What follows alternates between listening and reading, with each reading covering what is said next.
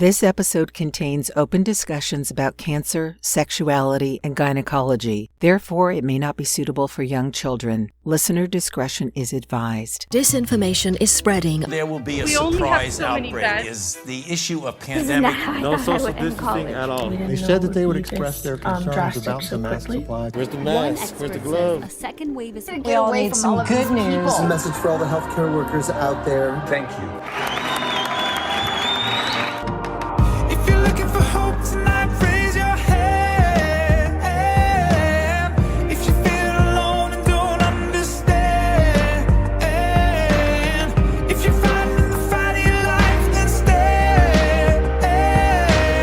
From Santa Rosa, California, this is 19 Stories. I'm Cheryl Halling. My guest, Paulinda Babbini, has been in the digital imaging business for over 40 years. She is originally from Valley Stream, New York, relocated to Los Angeles in 1975, and currently lives in the Hollywood Hills in Los Angeles, California. As the mother of two beautiful children, her life was turned upside down in 2004 when her 17-year-old daughter, Robin, was diagnosed with ovarian cancer. Robin vigorously fought the battle but lost her dynamic life in 2006 at the age of 20. To honor Robin's memory and shine a light on her legacy, Paulinda founded the Ovarian Cancer Circle, inspired by Robin Babbini. It is her life's passion and commitment to heighten awareness of the signs and symptoms of ovarian cancer, particularly to young women. She has committed enormous efforts to fundraising, organizing seminars, women's conferences, and health fairs. Paulinda is the recipient of the 2015 Women in Leadership Award, given by the City of West Hollywood and the West Hollywood Chamber of Commerce, an honor that pays tribute to her exemplary leadership, dedication, and advocacy on behalf of ovarian cancer awareness and education. I'd like to welcome Paulinda Babbini to 19 Stories. Thank you so much, Cheryl, for inviting me. It's an honor to be here and to talk about ovarian cancer awareness and being proactive. Thank you so much for joining me, Paulinda. And how are you doing today? I am great. Thank you for asking. I'm curious if you got the storm that just passed through Northern California and if it's visited you down there in Los Angeles yet. Absolutely. Everything is soaked, but I love it because we need the rain desperately. And everything is green. I live up here in the Hollywood Hills and the view is spectacular. And I will say an amen to that because thankfully we are finally getting much needed rain in our state. Absolutely. We all welcome that. You and I had originally met a little over 10 years ago through a small fundraiser we did for the Ovarian Cancer Circle at a store I was managing at the time in Los Angeles. And I became interested in the work you were doing, given I had lost my mother to ovarian cancer just a couple of years prior to when we met, when she was 82 years. And what I don't think you knew at the time is that one of our associates at the store was also diagnosed with ovarian cancer when she was 19 years old. And at the time, she was in full recovery when she was working at the store. Prior to meeting you, that was the youngest I had heard of someone being diagnosed with the disease. So would you share how Robin's diagnosis came to light, given she was so young? Right. Well, actually, she started complaining at 16. She used to say to me, I'm nauseous every single day. Then she'd say, my back hurts me. I have indigestion. And then she'd go off and be a teenager and go to school. She never was bedridden or unable to run around and do her activities. So we didn't take it seriously. And finally, we went to the gynecologist and we told him the symptoms. And he also didn't take it seriously because of her age and didn't offer her a transvaginal ultrasound, which is a procedure they do where they put a probe up you and they look around and they can see your reproductive system. If anything is a kind of off, that's an indication that they need to be more proactive, or a CA-125, which is a blood test, blood biomarker. And if it is over 35, that's an indication that there's something going on. He didn't offer either of these two. And I, of course, didn't know anything about ovarian cancer. It's not in our family. It was just not something I was educated about. So I didn't know to ask. And as a result, we left there with, whatever, and then 4 months later, we're in the emergency room and her cramping was past a 10 because they have 1 to 10. And they thought a cyst had burst and they didn't know at that point either. They sent us home. We told them for a follow-up a month later and the symptoms were still there. They did a what do they do when they do like not an X-ray, but something more intense than that. Anyway, they found 4 large tumors. And at that point, they were extremely concerned. And ovarian cancer is something you don't know if it's benign or malignant, the tumors, until they operate. They did operate, and they found it was malignant. At that point, she was diagnosed with stage 3 ovarian cancer. And that was how that part of the story went. So do you want me to continue? I do have a question, though, for other women, especially for women who have young girls, because 16 is so young. And it sounds like a very personal question, but because we're talking about something that's really important and we're trying to educate people, had she started her menses at that time? And so that's why that... No, she was already sexually active.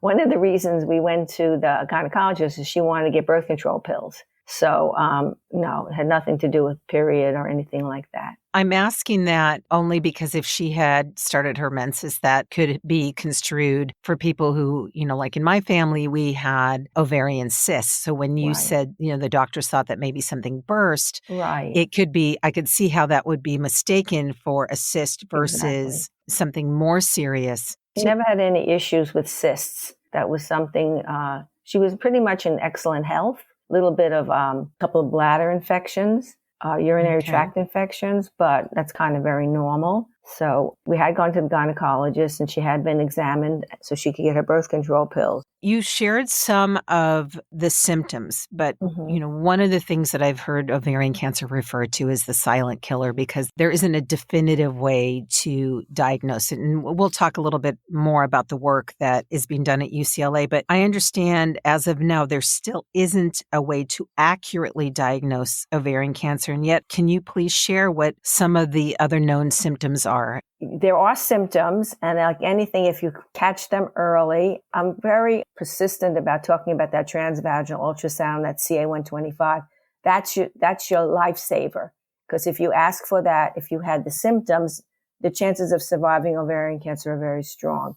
And some of the symptoms are abdominal pressure and bloating, like I said, nausea, feeling full but eating less, unusual lasting fatigue, shortness of breath, unexplained weight gain or loss, and urinary frequency, constipation, or diarrhea. Sounds like anything, could be anything, which is why it gets misdiagnosed a lot. People go into their gastrointestinal doctor. Most people wouldn't think of going to a gynecologist, but that's what I would say. If you feel any of those symptoms, you would absolutely go to a gynecologist or gynecologic oncologist and get the two things I just said, the transvaginal and the CA-125. Now, is the CA-125, isn't that associated with BRCA testing, the BRCA gene testing? No, that's genetic testing. That's a whole different thing. Okay. So if you have breast or ovarian cancer prevalent in your family, genetic testing would be highly recommended. If you carry the BRCA1 or 2 gene, your chances of ovarian and breast cancer increase by 80%. Yeah, and even that can be tricky because both of my sisters have had breast cancer twice, and I shared with you my mom passed of ovarian cancer, and yet they all tested negative for the BRCA gene, which then begged the question, did it make sense for me to have that test? Because if they're negative and they still got it, that means there's some other underlying or genetic or another DNA. There's other genes, and as of now, there are more genes that are associated with ovarian and breast cancer. When Robin was genetically tested, they said it was an unknown gene at that time. That was 2006. Okay. So I know with the gynecologic oncologists we work with, there are more genes now for ovarian and breast and prostate and colon cancer. So they've gone really much more advanced in genetic testing. One of the statistics I read that is pretty mind-boggling is that by the time ovarian cancer is detected, 75% of the women diagnosed with it have stage 3 or 4 tumors, which is, again, I think one of the reasons they reference it as a silent killer. I'd like to talk about UCLA's Go Discovery Laboratory run by Dr. Mamarzadeh, about the research they're doing on ovarian cancer. As I understand, some of their funding comes through the money raised through the Ovarian Cancer Circle event. So could you speak to your work with them and the work they're doing? 100% of our funding, because we're a volunteer-based organization, so nobody gets salaries and very, very low costs for running the nonprofit. So most of the money, I'd say 99% goes to her research. And right now she's working on, I know, DNA testing and PARP inhibitors. And I know they're taken orally. And it's a way to keep the cancer at bay, particularly when a person's in remission. They also do treatment now that's very specified to your DNA. So it's not just everyone gets the same treatment. They can be very more specific and more targeted. She collaborates with her radiologist, her other gynecologists there. They have tumor boards. So if you had to go in and you needed treatment, they work as a team. So the results are much more successful. It's just not one gynecologist working on your situation. You have a team of doctors who totally focus on ovarian cancer. Which is really important. And it's also important for the person being treated because the process is pretty daunting. Yeah, it really makes a difference when you have a team working on your behalf, because more people thinking about what they could do to save your life or what treatment would be best for you is better than just one doctor trying to come up with a remedy or a treatment. So also not having to reiterate to every single doctor you meet with what you're going through, that everything is right there. Right. One of the people on our team, it was third recurrence. Ovarian cancer has an 80% chance of recurring after your treatment. And people don't know that. And that's pretty shocking. That's what happened to Robin. 6 months after she finished her treatment, the cancer had come back. She had called me and said, I don't feel well. I'm cramping. And went back to the gynecologist or her gynecologic oncologist. And of course, the cancer had come back. So she had to have another surgery. It had metastasized. So that meant she'd be chronic and she'd always have ovarian cancer. So the best they could do was do different treatments to try to keep her, I guess, alive. Everything has side effects. Wanted to mention also that one of the women on our team was a 3-time recurring person, had the tumor board work with her. She had a tumor that was inoperable, but they were able to reach it with radiology. And really? Yeah. Okay. And she survived. That tumor, she was an ovarian cancer survivor, but the new tumor had been near her aorta. And of course, they couldn't operate. But with the tumor board working together, they were able to do some radiology. And she's here today, cancer-free. So it's pretty miraculous. That is pretty miraculous. Praise God for that, because part of the issue with my mother is she had an inoperable tumor. It was about the size of a beach ball. By the time the symptoms really reared their ugly head and it had metastasized, so that the fact that they were able to treat it with radiation and she's here and a 3-time survivor, that is miraculous. And I'm curious at the work that Dr. Mamarzadeh, correct. Okay. Some of what I started to read is her research on how perfumes and certain chemicals and even the beauty products we use here in the United States in particular, because in the EU, it's regulated much better, much more strict, on banned chemicals in our makeup and our skincare and our body care. And I don't think a lot of people realize how much scents in particular affect us. So I'm not sure if you're aware of some of that research and how that would affect our hormones and as it relates to ovarian cancer or other type of cancers. Can you speak to that? I really can't speak much for that because that's kind of a technical thing, but I know you probably heard about the talcum powder. Johnson and the lawsuit against that. They recently found that out. I guess women have been using it for a long time, but I don't know. I can't really address that. They say that deodorant is also could cause cancer, but I think everybody's different.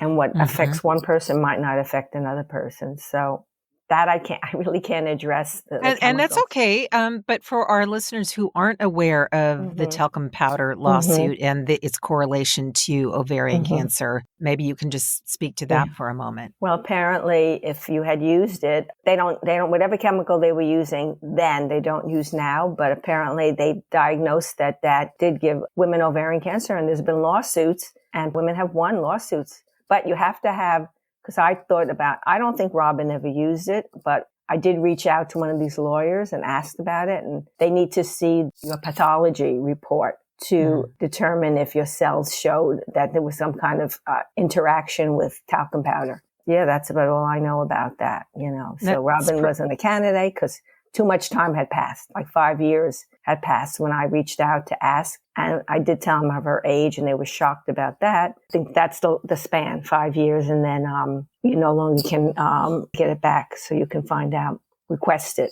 That's so interesting that they would request that, and how your pathology report would show that. My mom, actually, I remember her dousing herself with talcum powder because that's what women did back then. I know. That's just how they, quote, refreshed themselves. That was in the ads for it, for talcum powder, is how refreshing it made you feel. Right. Well, And as a daughter, you probably used it, and so did your sisters. no, actually, I used it a little bit, but not like my mom did because, by then it was a different time. And Era, also, right. you touch on something really important, and that is about being your own advocate. It doesn't matter if you don't fit, as your daughter didn't, as Robin didn't fit into the category of, oh, you are too young. Of course, this can't happen to you. When your body is telling you something else, and whether it is symptoms that would indicate something seriously wrong, or maybe you do have a reaction to certain chemicals. I know, and people used to laugh at me, that I would work around certain women who would, I'm not going to out a cologne on the air, but Right. if they wore a particular cologne, I would get severe migraines, really severe. And I thought I was going nuts until I started reading about the effects of chemicals in perfume. That's why I was so intrigued to know that Dr. Mamarzadeh was research into that and the correlation of how it does affect our hormones. Right. I'm sure, like, even when you get, like, say, carpet and the smell of the carpet, Yes. that gives people, I mean, there's so many things in the environment that can affect a person, but everybody's different. Like I used to be allergic to cats. I couldn't be around them. My eyes would tear, my throat would close up. And believe it or not, I built up an immunity to that because my kids wanted a cat. They didn't care. I couldn't breathe. And I went to a respiratory doctor, and I got an inhaler. But my body slowly built up an immunity, and now cats don't bother me at all. It's just everybody's body is different. They respond differally.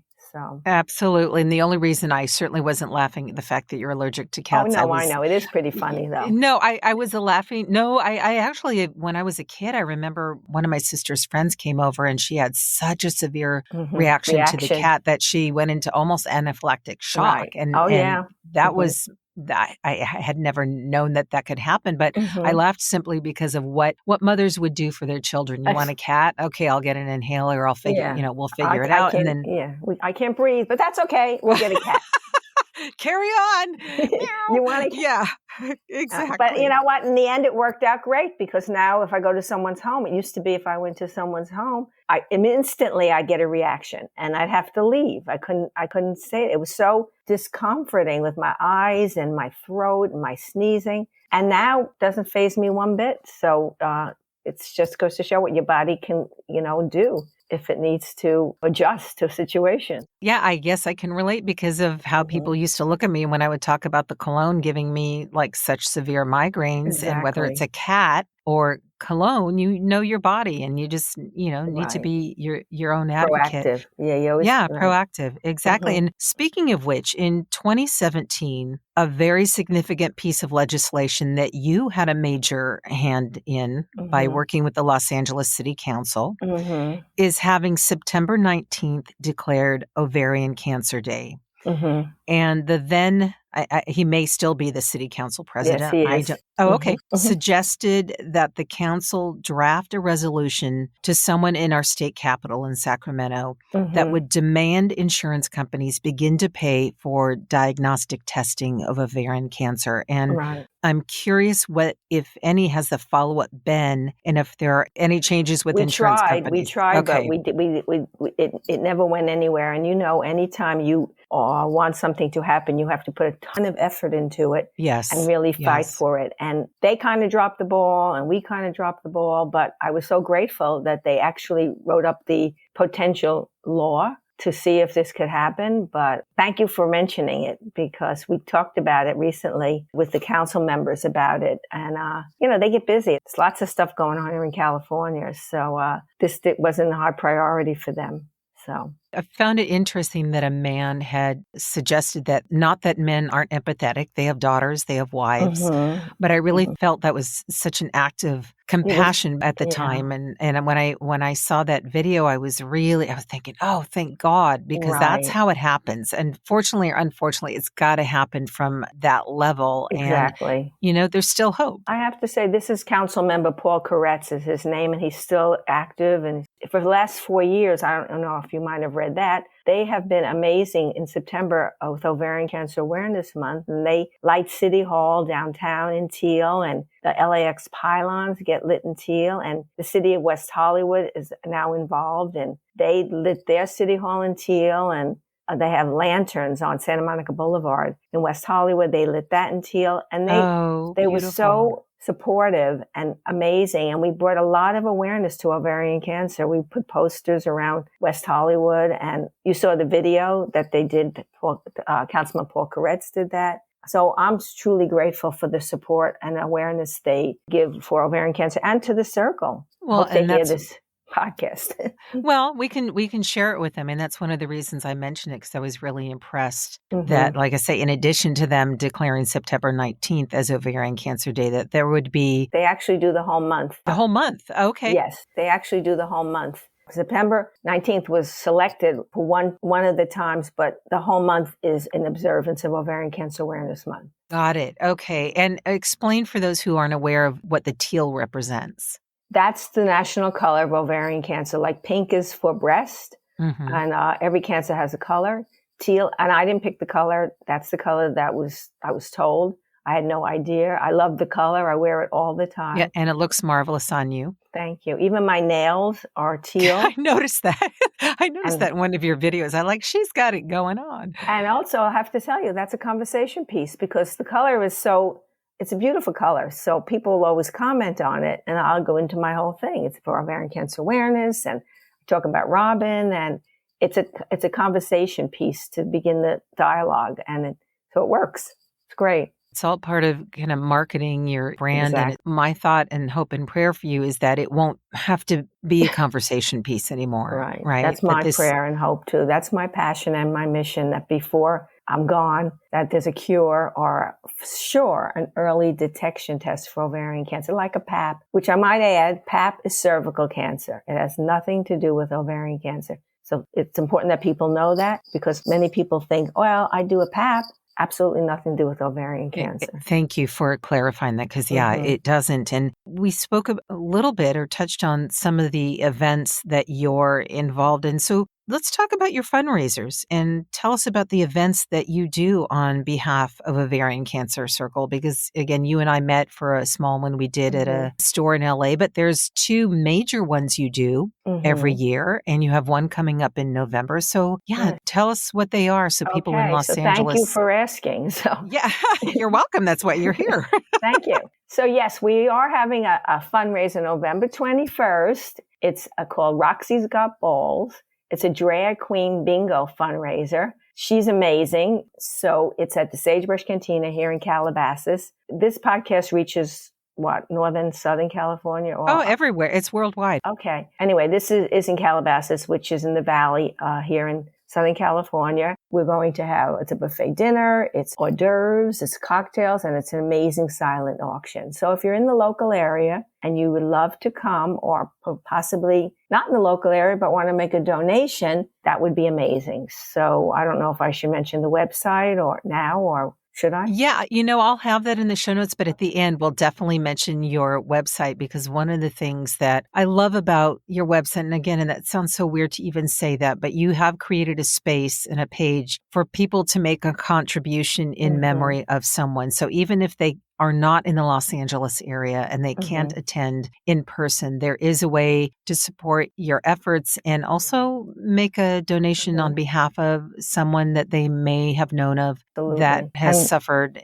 with ovarian cancer. To date, we have raised $750,000 for ovarian cancer research. Yes, we have. In 10 years. Yes. In 10 years, Paulinda. Wow. Yes, even now, this current fundraiser that we're promoting, we're selling tickets very quickly. People are making donations. Even today, I went to the mailbox. I've got over $400 in donations just today. So Fantastic. I actually was thinking about it this morning because it's very, very hard work. I dedicate myself to it like a real job. I do it every single day, all day long. And I think we're now making a lot of traction. I've been doing a lot of networking, and thank you for having me on your podcast, reaching out to the community. It's making a difference. You know, people are it's really becoming known around town and around the United States that Ovarian Cancer Circle, inspired by Robin Babbini. Maybe we'll be Susan Coleman one day. What you just said is really it's important to make note of whatever you're pursuing. You've been doing this for 10 years. Mm-hmm. And to have raised the money that you have, and doors are finally opening up in a way that you're becoming known. It is raising awareness, but that is a lesson for other things in our life that we're pursuing. So thank you for, sharing that it's been 10 years and yet you are making traction. And I'm going to still believe the legislation can happen so that. Somebody has to make it happen. You have to work on it. I have a team of 12 women. It's just not me doing this. So each person has her own strengths and skills, which helps the Ovarian Cancer Circle to be as successful as it is. And if we had some of our team members who are passionate about this law, they would work on it. We were ready to go to Sacramento if the opportunity came. But like I said, we didn't push. We didn't keep pushing because there were other things that we wanted to focus on. And it would take a full-time job to push to make that happen. So if anybody out there wants to help me and focus on that, I'd be happy to speak with them. If you need help or there's a need, make it known. And there may be someone out there who is looking for the very niche to be part of and be your mouthpiece, so to speak. I've tried just to get a crosswalk in my area because there's so many potential accidents and things that have happened, and just trying to get a crosswalk. I can't even imagine trying to go to Sacramento and trying to get changes implemented in our insurance company. So I have a question, Paulinda, because I can only imagine the fear you were facing as you and Robin went through all that you did. And can you share what tools or support system or faith you used or even currently use to help pull you through that may help others facing the same diagnosis? Well, Robin actually helped me more than I helped her, because Robin was a very positive person. And she would always say, I only want to hear positive, just positives, no negatives. And that taught me a huge lesson. And even now when I work, I always say, remember to do. I never say, don't forget. And when I write, I am Jewish, but I didn't really lean on my religion that much. I just leaned on my own strengths and determination and knew that I had to say positive. I did feel a lot of guilt. I knew my health was excellent. And there was Robin, a mess, laying in bed and throwing up and just in pain. And I used to feel so guilty. Why couldn't it happen to me? I was already, well into my life, and she was just beginning her life. But she was really my strength. She was the one who I would be crying. Robin would go, Mom, why are you crying? So she was pretty strong. And I had a strong circle of friends who came over and spoke with Robin, spent time with her. I also had, at the time I was working, so I needed to go to work, and my friends would come over and sit with her, and they all became Robin's friends. So I think that was pretty much it. And at the time I was married, and that helped to have my husband, because, it's a team effort. When somebody's very sick, you need all the support you can get around you. We worked as a team, everyone. Even I have a son, and I was very concerned about he was only in 10th grade, and I didn't want him to, not be able to do his schoolwork and stay focused. So that was very important to me. So I worked on that, making sure he was covered and had his dinner or whatever, even when Robin was in the hospital. And we go back to the hospital and spend time with her. So yeah, it was just my own mindset that I would just have to be as strong as I could, because I needed to be. I couldn't fall apart. It wasn't even an option. I just had to stay strong. And even now, people say to me, how did you do it? And I say there's two choices. Either you crawl in a cave and be miserable and depressed, or you make a difference. and you stand strong and educate others and show them you can get through this horrible, horrible losing a child is by far the worst thing that could happen to anybody. But I was determined to make a difference and keep Robin's memory alive and her legacy. And it gives me a lot of comfort.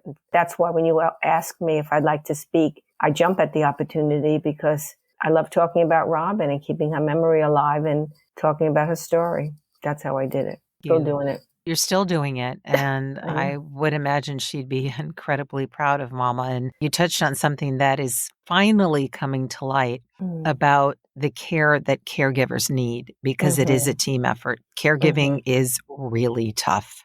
It is and tough. Until you've been in that position, if people don't know, they just don't know. You didn't know either. And no one why knew. would you know? I mean, really, why would you know? And so how the whole family is affected, Yes. Everyone feels it, and everyone has to support each other. And your friends around you are very important. I mean, my friends were amazing. And anytime I needed anyone for anything, they would just, and that we're going back to the early 2000s when we didn't have the texting and the cell phones were just coming out, I think. And people were right there for me, a telephone call, and what do you need? And that's how it went. And that helped. You need a lot of support around you. And that's why they have support groups, to help people get through this. And even after the person is gone, the grieving process, which I think never ends, because all you have to do is touch on something about the person that you loved. And it's a huge hole in your life and it never goes away, so. I think it evolves. Grief evolves into something different. But I absolutely hear what you're saying. I think I've shared with another guest when we were talking about a loss of, you could be ordering coffee and someone says something or a song comes on in the coffee shop, and I'm a puddle of tears ordering my latte. So there you Right. and you for me, I just have to laugh at myself sometimes. Like I do a lot of events where I have a table, and you probably saw it on the website. I sell scarves and pendants and earrings and bracelets and all these different items, which of course you can buy on the website. It's all in teal. And so that's when I do my my events, health fairs and seminars. I set the table up and I have a wheel with 16 questions. So it's the educational tool to educate people. And then people come over and they see Robin's picture and they get chills. They say, it's just taking me chills. So they start crying and then I start crying. And then I say, please don't cry. You'll make me cry. Because you're trying to comfort them. Yeah, I'm comforting them. They're comforting me. We're like, and then I say, well, you could buy something. You can make exactly. That'll make me feel better. Yeah, make a donation, And so I do that. But yeah, that's hard because they see Robin's picture, and I know you've seen, Yes. Your guests can't see Robin's picture, but she was so pretty, so charismatic that it just, it really tears people up when they see this young person that had an amazing potential for a future. And now, sometimes I think maybe she was meant to be here for that short time. She certainly left an impression on a ton of people in her short life. So, maybe that was, we're all here for a certain amount of time. And that was it for her. When you're grieving, and again, it's never, there's no end date to that, Never. but it does make you wonder sometimes, why? And yet the impact that you're having on her behalf is profound because you're bringing awareness that desperately needs to be talked about. Absolutely. So I also go to Washington, D.C. Every year. We do a conference with another organization, and many women from all the United States come to this conference, and we advocate for funding. And we go to our congressmen and our senators, and we talk to them about funding. And there's a law called Johanna's Law. And every year it does get funded by the Congress, and they increase the funding. Not as much as breast cancer still, but definitely there's more money being put behind it, and grants are being given to gynecologic oncologists. We're getting there, but it's still a long way from the public profile that breast cancer has. I would imagine that in the coming years, that's going to change, certainly with the work that you're doing. Yeah, I believe so. And definitely want to encourage people to go to your website to not only see the beautiful teal accessories that you can buy, but also to read more of your and Robin's story. And I'm curious, Paulinda, what makes you hopeful? Well, I'm very honored and proud to be affiliated with Dr. Mamarzadeh. I think she's amazing. She's very dedicated and passionate about finding better treatments and educating. She speaks at all our events. So my hope and prayer is that there will be an early detection test. So women can just like a mammogram or a pap and just get tested. And that's my hope.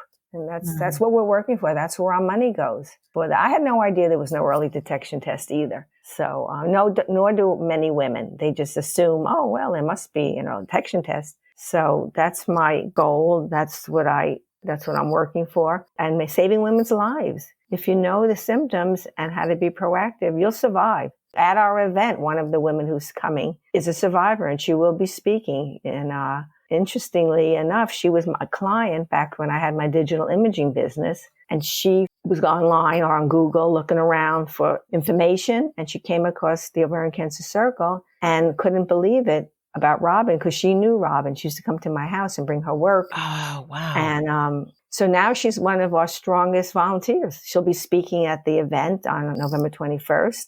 And she's very well connected in the community. Her husband works for Paramount. And her children go to a very Tony private school. For our last fundraiser, she brought in $12,000 herself. Okay. Yep. And that was because she was my client back in my retouching days. You never know. You never know that well, you look never. how we met. Now Yeah, that you tell I me, know. I'm thinking that the name of that store was Brighton something. Collectibles. Yeah. And now Brighton that you said that, I'm thinking, gee, I remember you.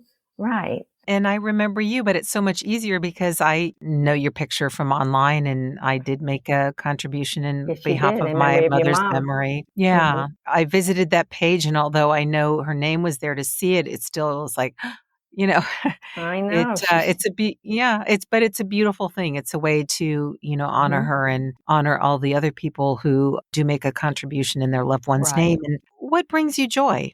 Oh, well, my son, he's a great guy. And What's your son's name? His name is Aaron. Hello, And Aaron. he actually happens to live with me, and I love having him here because otherwise I'd be by myself. And it's great to have somebody around that you can love and can love you back. Mm-hmm. And I guess my work, I do get a tremendous amount of comfort, and it gives me a purpose. Once you retire from your work and you think, well, what am I going to do? This is something that I didn't wish for, but I have tremendous motivation and I'm inspired and motivated and determined and committed. And it gives me tremendous joy. And when I talk to women who survive, it gives me also happiness to see, oh God, they are making progress and women are surviving.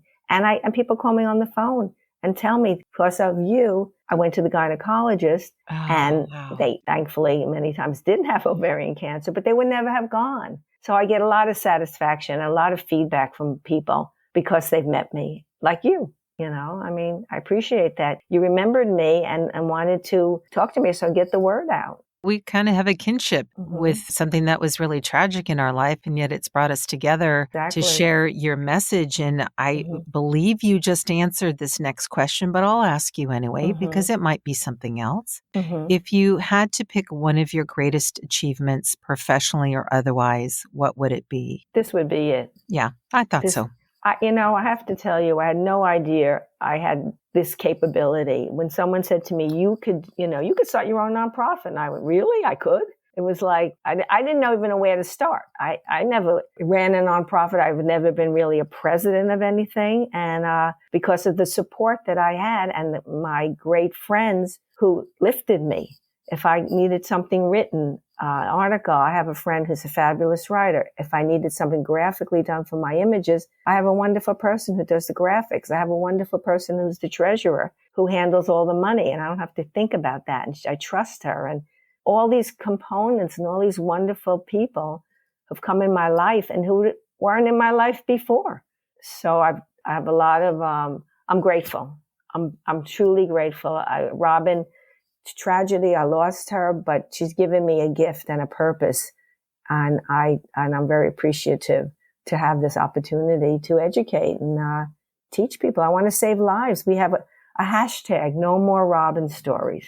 I put that on all my social media platforms. It's part of what I talk about. And I can hear it in your voice. I hear your passion. I saw it on you when I first met you. And the fact that you are making an impact on women's lives and the men who love them, whether it's, a wife, a daughter, a sister, Absolutely. or another woman, a friend in their life. And I want to encourage both men and women to visit your website as you have some excellent resources. You have a video from the news station KCAL, which is a local station in Los Angeles about Robin's story, with additional information from Dr. Mamarzadeh at UCLA. We also have the video with Councilman Koretz.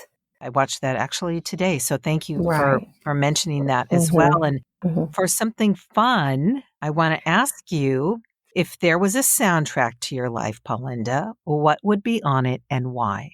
What do you mean, like a song? When you say it could be a song. It could be, if you think of music, a style of music, a genre of music, maybe it could be a very eclectic format. What gives me a lot of comfort is the Beatles. I guess because I'm a 60s person, a hippie from the 60s. I don't really have anything specific that just really makes a difference in my life. I asked that question because I sometimes really surprised. I mean, it's just always interesting to hear what has influenced people. Right. So tell us because again, I'll have it in your show notes. I want everyone to know about be able to go buy tickets if they're in LA, or make a donation if they care to, or buy some of your beautiful merchandise. Give us your website and any of your other social media handles you'd like to share. Okay. So, of course, the website is theovariancancercircle.org. We're on Facebook, same name, Ovarian Cancer Circle, inspired by Robin Babbini. My own name, which is Paulinda Schimmel. We're on Instagram as Ovarian Cancer Circle, Twitter, whatever that symbol is. What is that symbol? Do you know what it's called? Make a joke that I don't twit, but I'm on Facebook though all the time. If I'm not posting, I'm looking. I call it the 21st century Yenta thing. If you know what a yenta is. I remember Rent-A-Yenta. I don't know if you remember that 25 years ago. There was actually someone who had a business called Rent-A-Yenta. Yeah, well, that's what it is. Facebook is just gossipy, and it's very good I have to tell you, for events. When we put our fundraisers on there, it gets a lot of hits. It gets a lot of attention. We have the cutest fundraiser flyer going right now with music on it that one of my graphics people did. And it's yesterday.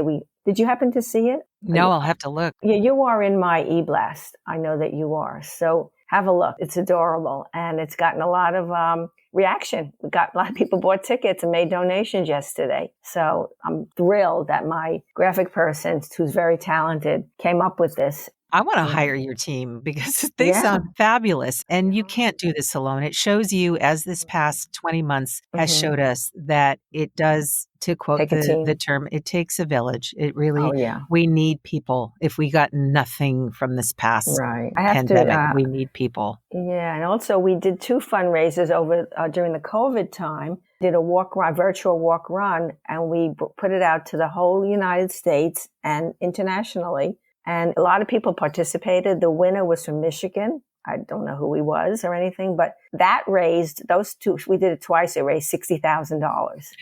So, wow. Yeah, it was just, congratulations. We can't do anything physically, so let's try this. And many people who've been touched by ovarian cancer participated and wrote their stories, because I would ask, how'd you hear about the circle, or what connection do you have for ovarian cancer? So I've got a lot of people came back with their stories. So it was a great way to raise awareness and funding for ovarian cancer. That's when technology is really used in its best sense to connect people and do things like this. And before we say goodbye, is there anything else that you want to say? Well, I just want to acknowledge how grateful I am for you to take the time to let me talk about ovarian cancer awareness and to educate. And like you told everyone, I'm here. If you want to reach out to me, you can go to any of those social media sites or go to the website. There's a contact page, there's a phone number, and just be very proactive. If you don't feel well for anything, get on it. Don't procrastinate and don't be in denial, because it can save your life, make a huge difference. And your friend's life or sister's as well, to be proactive for our friends and the women in our lives if we see something.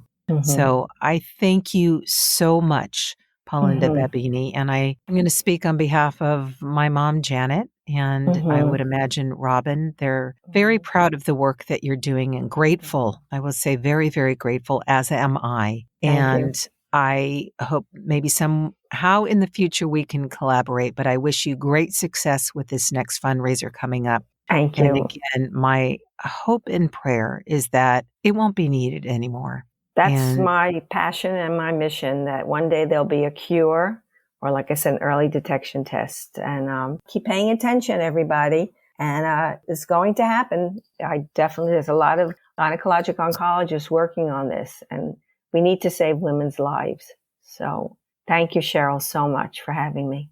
you're very welcome, Paulinda. Thank you so much. And, the holidays are right around the corner. So They I are. wish you a very happy holidays and Hanukkah and Right. Christmas and Thanksgiving. Thanksgiving and Halloween. And any Yeah, the reason to holiday. eat. As if we haven't had enough, right? Yeah, anything. Good luck and stay in good health. Health is everything, right? Yes. Or nothing else matters. So that's the number one thing. Stay healthy. So, Amen. thank you. I'd also like to thank the following news outlets for the use of their clips in so aptly painting the picture of the fear that we're facing during this pandemic: BBC, PBS, Now This, UNESCO, and Some Good News. I especially want to thank Joel and Luke Smallbone, otherwise known as the Group for King and Country, for allowing me to use an excerpt of their song Together, which could not be a more hopeful and inspiring song for such a time as this. Finally, I'll leave you with the following from Proverbs 23:18. Surely there is a future, and your hope will not be cut off. Thank you again for joining me today. Feel free to offer feedback or a story idea at 19stories@soundsatchelstudios.com. Visit my website at soundsatchelstudios.com, via Instagram at Cheryl Halling VO. I look forward to sharing more stories on the next episode of 19 Stories from Fear to Hope. Until then, stay healthy and hopeful.